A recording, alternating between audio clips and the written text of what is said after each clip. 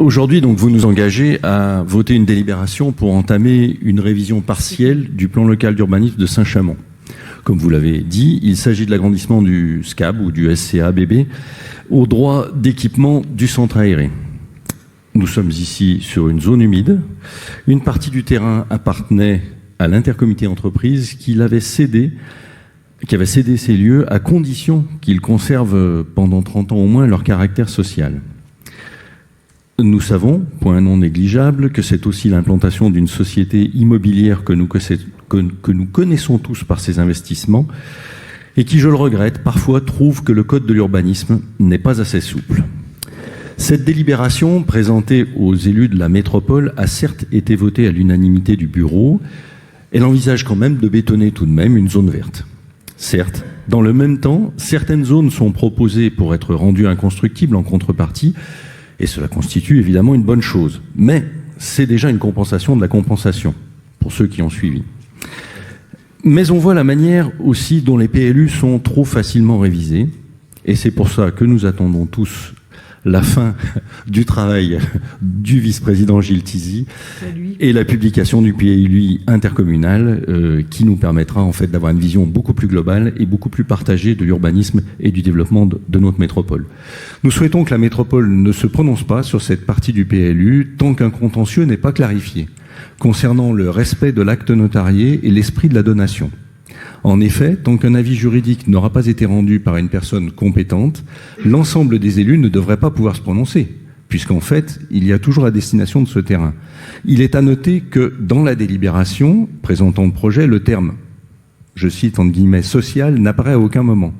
Or, l'acte notarié imposait de conserver le caractère social du lieu, qui comprend le centre aéré, ou du moins des morceaux de centre aéré. Le projet prévoit pourtant de prendre 2 hectares sur la partie de ce centre. La délibération proposée à Saint-Étienne Métropole prévoit que la construction du centre de formation soit dispensée d'une enquête publique, contrairement à la construction de l'Arena sur le même site qui avait fait l'objet d'une enquête publique. En effet, il est question d'un projet de révision dite allégée, avec simple consultation, mais peut-être que je me trompe. Je vois le vice-président qui me fait signe que je dois me tromper. J'entendrai sa réponse. Ce projet de révision allégée ne fera pas l'objet pour nous d'une vraie concertation, mais peut-être je me trompe et vous reviendrez sur ce sujet. Il s'agira donc d'une concertation pilotée par la mairie qui est favorable au projet, puisque c'est aussi une partie de son projet, ça peut se comprendre. Mais qu'en sera-t-il en mars 2026 ? Aujourd'hui, donc, vous nous engagez à voter une délibération pour entamer une révision partielle du plan local d'urbanisme de Saint-Chamond. Comme vous l'avez dit, il s'agit de l'agrandissement du SCAB ou du SCA-BB au droit d'équipement du centre aéré. Nous sommes ici sur une zone humide. Une partie du terrain appartenait à l'intercomité entreprise qui avait cédé ces lieux à condition qu'ils conservent pendant 30 ans au moins leur caractère social.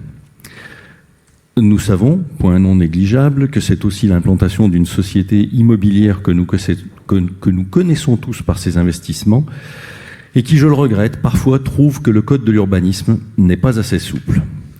Cette délibération, présentée aux élus de la métropole, a certes été votée à l'unanimité du bureau. Elle envisage quand même de bétonner tout de même une zone verte.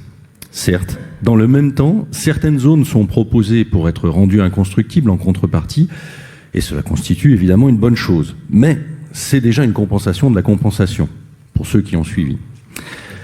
Mais on voit la manière aussi dont les PLU sont trop facilement révisés, et c'est pour ça que nous attendons tous la fin du travail du vice-président Gilles Thizy et la publication du PLUI intercommunal qui nous permettra en fait d'avoir une vision beaucoup plus globale et beaucoup plus partagée de l'urbanisme